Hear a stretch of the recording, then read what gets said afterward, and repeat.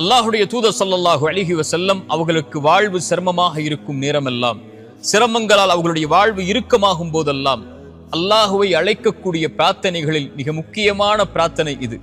யா ஹய்யு யா கய்யூம், உயிருள்ளவனே நிலையானவனே, பிரஹ்மதிக அஸ்தகீது, உன் அருளை கொண்டு உன்னிடத்திலே உதவி தேடுகிறேன், உன் ரஹ்மத்தை கொண்டு உன்னிடத்திலே பாதுகாப்பை தேடுகிறேன் என்று அல்லாஹுடைய தூதர் ஸல்லல்லாஹு அலைஹி வஸல்லம் சொல்வார்கள்.